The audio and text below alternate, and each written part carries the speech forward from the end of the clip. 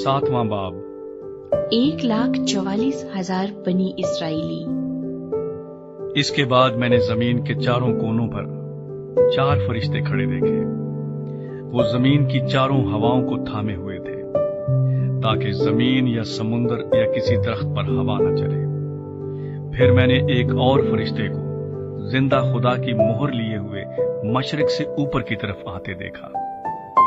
उसने उन चारों फरिश्तों से, जिन्हें जमीन और समुंदर को जरर पहुंचाने का इख्तियार दिया गया था, बुलंद आवाज से पुकार कर कहा कि जब तक हम अपने खुदा के बंदों के माथे पर मोहर न कर लें, जमीन और समुंदर और दरख्तों को जरर न पहुंचाना।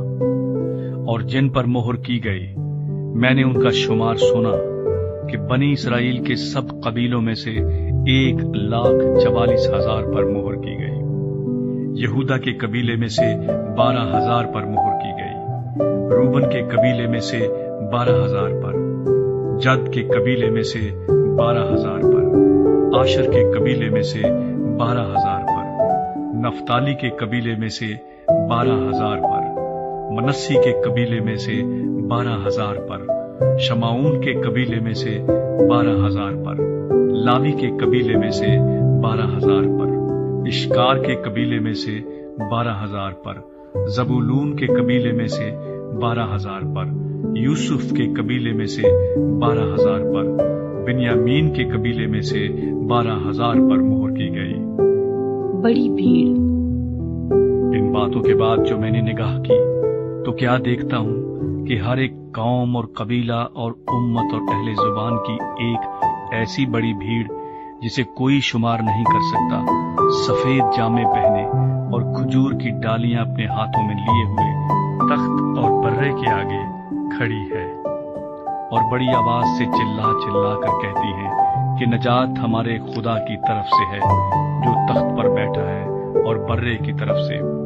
और सब फरिश्ते उस तख्त और बुजुर्गों और चारों जानदारों के गिरदा गिर्द खड़े हैं।